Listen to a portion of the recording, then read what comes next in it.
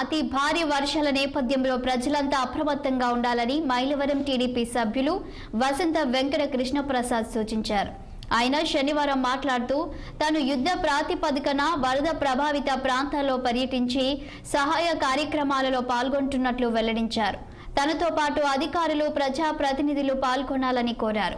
మైలవరం నియోజకవర్గంలో వాగులు, వంకలు, కొండపల్లి మున్సిపాలిటీలో డ్రైనేజీలు ఉధృతంగా ప్రవహిస్తున్న కారణంగా ముఖ్యంగా లోతట్టు ప్రాంతాల ప్రజలు సురక్షిత ప్రాంతాలకు తరలి వెళ్లాలని వసంత కృష్ణప్రసాద్ సూచించారు. అతి భారీ వర్షాలకి మన మైలవరం నియోజకవర్గం కూడా పలు గ్రామాల మధ్య వాగులు, వంకలు పొంగటం, అట్లాగే గ్రామాల్లో మరీ ముఖ్యంగా ఇబ్రహీంపట్నం, కొండపల్లిలో, అలాగే మైలవరంలో ఉధృతంగా ప్రవహిస్తూ ఉన్నాయి. నాలాలు కావచ్చు, వాగులు కావచ్చు, రోడ్ల మీద కూడా నీళ్లు ప్రవహిస్తూ ఉన్నాయి.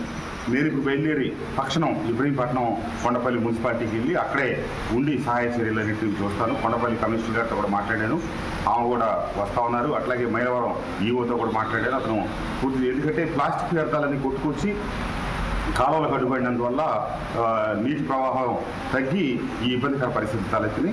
తప్పకుండా నేను కోరేది ఏంటంటే ఇబ్రహీంపట్నం, కొండపల్లి కౌన్సిలర్లు, ప్రజాప్రతినిధులు, మన కూటమి ప్రజాప్రతినిధులందరూ కూడా వచ్చి చురుగ్గా సహాయ కార్యక్రమాల్లో వరద నీటిని తగ్గించే దాంట్లో అందరం భాగస్వాములు కావాలని కోరుతా ఉన్నాను.